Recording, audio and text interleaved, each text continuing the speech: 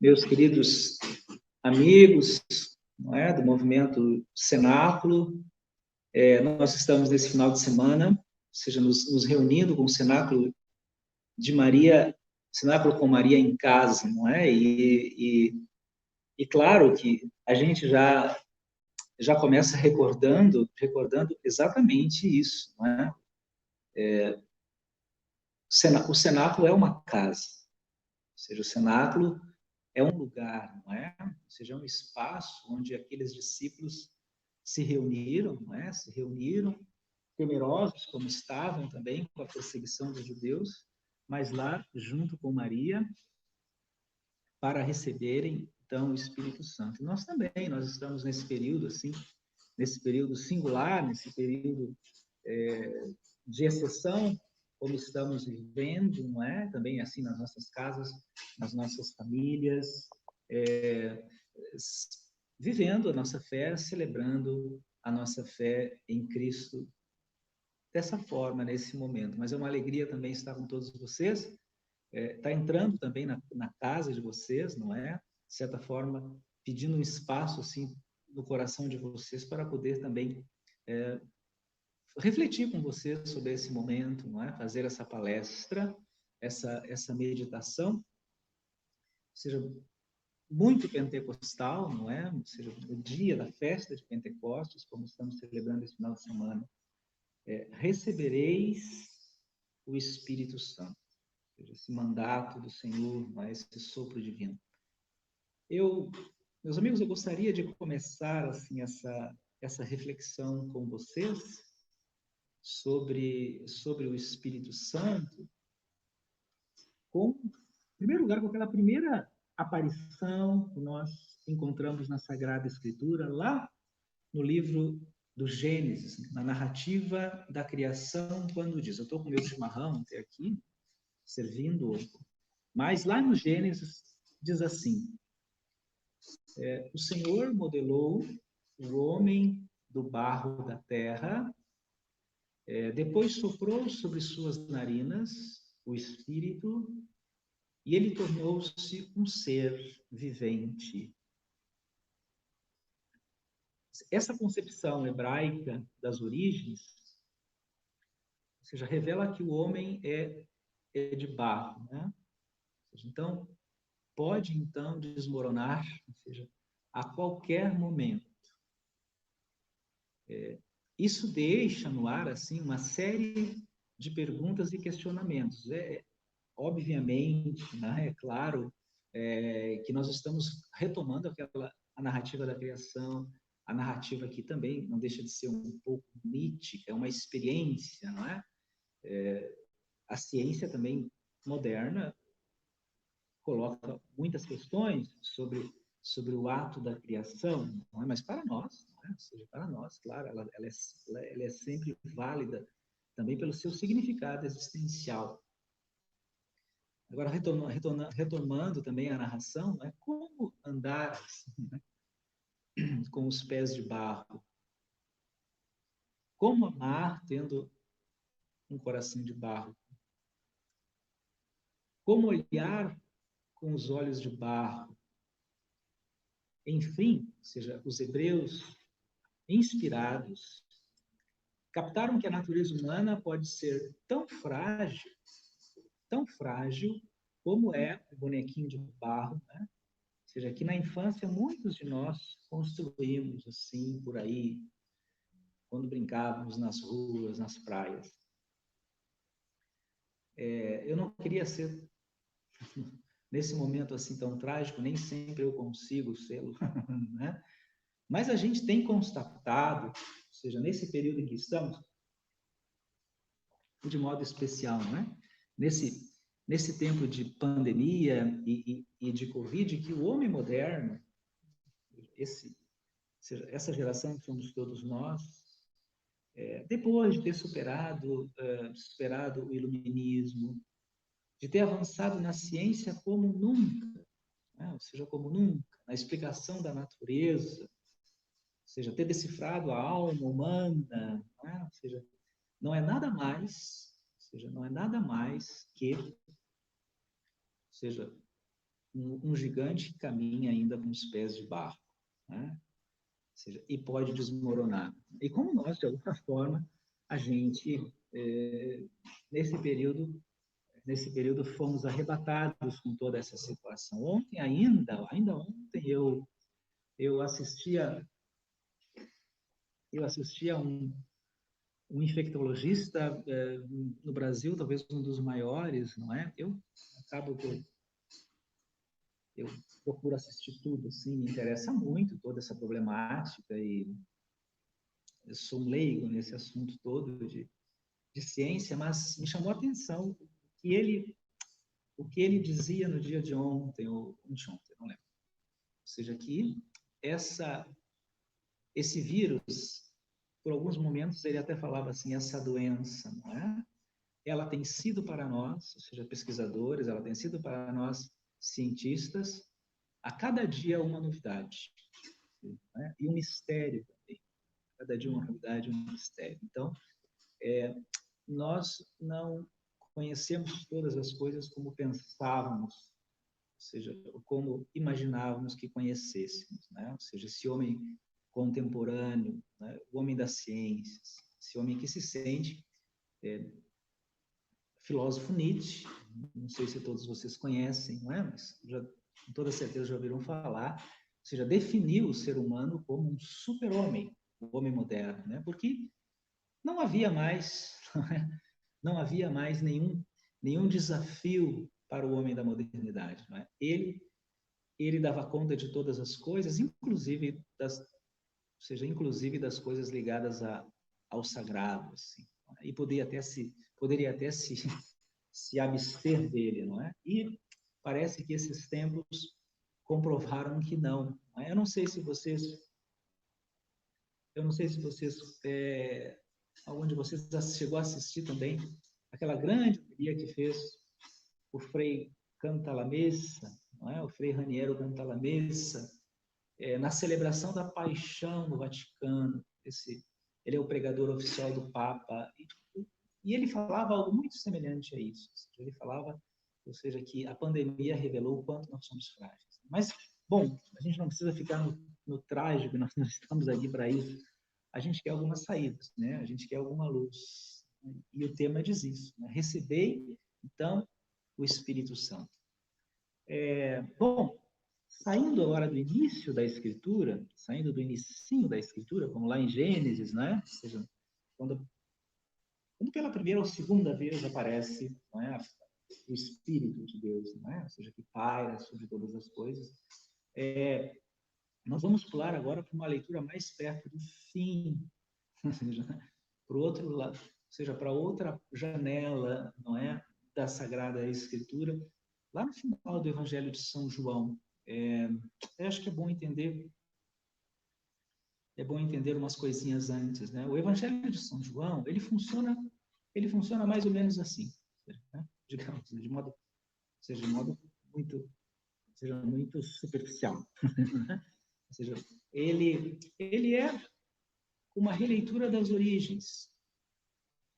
Assim, os evangelistas, quando a gente abre a Bíblia, no primeiro capítulo de Gênesis, não é, narra a criação. Quando você abre a sua Bíblia no primeiro capítulo de São João, ou seja, há uma narração da nova criação. Né? No princípio era o Verbo, e o Verbo estava com Deus. Gênesis também começa, no princípio, não é? Ou seja, fala que o Espírito parava sobre todas as coisas, no ato da criação. E acima de tudo, São João, ele quer, é o Evangelho mais tardio, também os outros textos, mas o Evangelho de São João, ele quer nos recordar uma coisa. Assim. É como se o que houvesse faltado lá, não é? Na criação, ou seja, estivesse presente e pleno agora na nova criação, não é? Em João, assim como uma casa, né? Então a gente usa aquela imagem também da casa, assim como uma casa construída, não é? A ser construída, e de repente uma casa que é construída sobre areia, de repente vieram as enchentes, vieram as inundações, vieram a tempestade e aquela casa caiu. Ou seja, No Evangelho de São João, ela é reconstruída novamente, assim, não é? Isso se dá exatamente depois, não é? Daí, de uma experiência de fim para os discípulos, não é? Jesus apareceu onde eles estavam, e soprou sobre eles e lhes disse: recebei o Espírito Santo. É o capítulo 20 do Evangelho de São João. Um novo começo para os discípulos e, de alguma forma, para nós também, não é? Que vivemos esse período, assim, esse período único da história. Eu acho que é tão legal também a gente pensar isso, não é? Ou seja, a gente pensar que a gente está num momento assim muito singular, cheio de desafios, não é? Ou seja, cheio de perguntas, cheio de incertezas, não é? Mas é um momento muito único e que a nossa geração está passando, ou seja, está vivendo, está experimentando, assim, e está testemunhando. Apavorados, não é, com a execução de Jesus naquela última sexta-feira, o dia de Nissan para os judeus, os discípulos se refugiaram em uma casa, no cenáculo, né? Lá. Ou seja, se refugiaram nesta casa, né? O Evangelho de São João diz exatamente isso, né? Estavam reunidos no primeiro dia da semana com as portas fechadas, por medo dos judeus, por medo visível e real, né? Medo de serem perseguidos e até de serem mortos, né? O que era bem provável, né? Logo mais, muitos cristãos começam a ser perseguidos pelos judeus. São Estevão é martirizado logo um período após, não é? E de certa forma, como todos nós estamos, né? Nós também estamos em casa, né? Também estamos em casa por um certo medo, assim, mas por uma opção, né? Ou seja, por uma opção, por prudência, por cuidado de si e dos outros, por cautela, claro, já com muitas flexibilidades, mas ainda a maioria de nós está em casa, está em casa.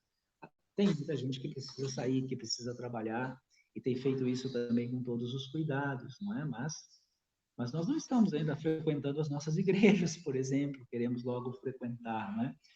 E o evangelista São João, a gente passou agora para o Evangelho de São João, é o capítulo 20, se vocês quiserem acompanhar. Bem, o evangelista São João descreve assim de modo insuperável o modo como Jesus se coloca no meio dos seus discípulos. É uma forma assim brilhante, às vezes eu acho que passa um tanto quanto desapercebido da gente, não é? Esse evangelho nós vamos ler no domingo, é o evangelho da festa de Pentecostes. E segundo o relato de São João, Jesus entra, se põe no meio deles e diz apenas uma palavra: a paz esteja convosco. E depois mostrou-lhes as mãos e o lado. Essa é a palavra de João. Poxa vida, né? Ali, naquele grupo de 11 pessoas, né? 11 discípulos, ou mais, Maria, Nossa Senhora, se une certamente a eles, né? Ou seja, é um grupo de discípulos e os discípulos são todos muito parecidos conosco, cada um tem um pouquinho deles, assim, né? Ou seja, em todas as coisas, na sua santidade, mas também na sua fragilidade. Ou seja, na sua bondade e também nos seus limites. Todos nós temos um pouquinho. Ou seja, porque ali, naquele grupo, tem muita gente muito fiel a Jesus, muito fiel. Gente que ficou até o fim com ele, não é? Aos pés da cruz. Maria, João, aquelas outras mulheres, não é? Mas ali também tem gente que traiu Jesus. Ou seja, gente que na hora do aperto, né, teve muito medo. Teve muito medo na hora da cruz. Gente que disse que jamais abandonaria Jesus, não é? Mas ali, ao terceiro cantar do galo também, não é? Disse que não o conhecia. E outros, não é? e outros. Mas aos pés da cruz a tradição nos disse, não é? Que estavam João, Maria, eis a tua mãe, eis o teu filho, não é o que Jesus diz. Mas o que mais deve nos chamar a atenção, né, minha gente, não é tanto ou seja, as esquivas do grupo, não é?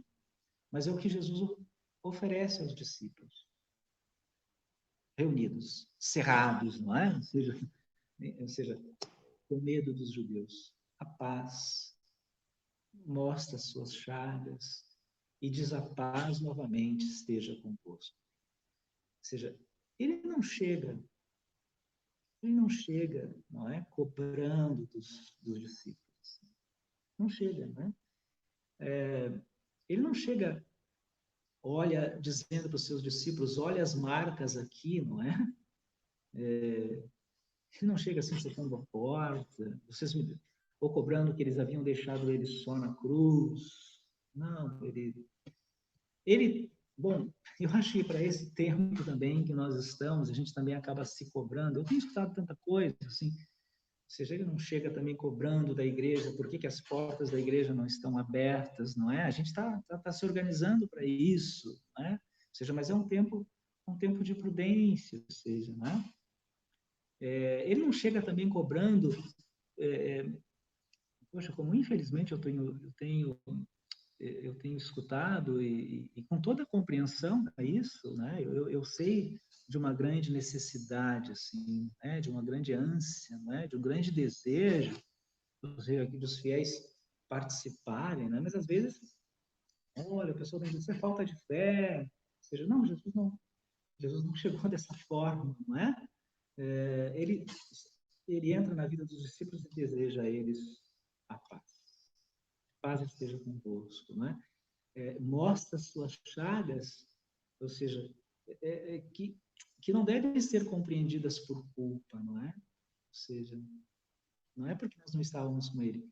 As chagas significam que ele nos amou profundamente. Elas são os sinais do amor de Cristo. Ele não mostrou as chagas dos discípulos para culpá-los, mas para demonstrar o seu grande amor na cruz. Recebereis o Espírito Santo, o barro animado pelo Espírito. E eu vou concluindo também, não é, para não me estender muito aqui na minha meditação. Eu lembrava no início da nossa palestra a semelhança que havia entre o dia de Nissan e a nossa sexta-feira da Paixão no mundo hebraico. Né? Ou seja, Nissan era visto como mais um dia de culpa e de sacrifícios, né? Expiação de pecados.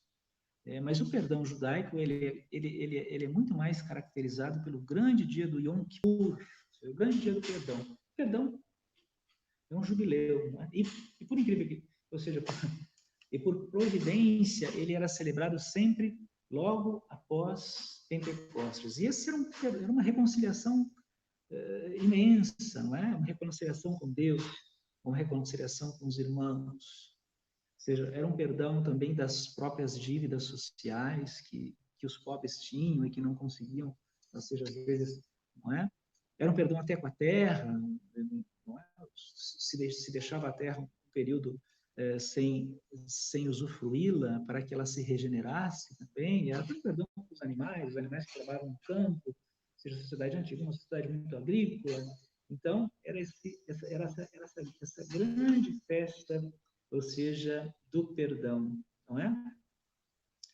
A entrada de Cristo entre os seus não poderia ser diferente, ou seja, jamais, não pode ser diferente. Ele só poderia agir assim, ou seja, com misericórdia, não é? Ou seja, as chagas demonstram, ou seja, aquilo que o Papa João Paulo II também, olhando para esse evangelho, chamou, né? Rico em misericórdia, não é? Cheio de misericórdia. Ou seja, ou seja, e a nossa também. Nós não respondemos a ele não respondemos a Cristo na mesma proporção, né? Nossa relação não é proporcional. A gente até que se esforça, mas é sempre uma graça, né?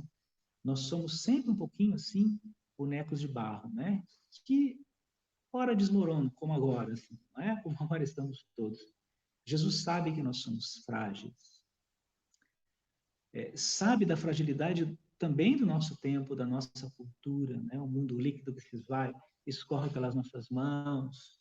Ou seja, as grandes decisões e opções hoje são tão difíceis de serem tomadas. Por isso é que nós precisamos do sopro do Espírito. Recebei o Espírito Santo.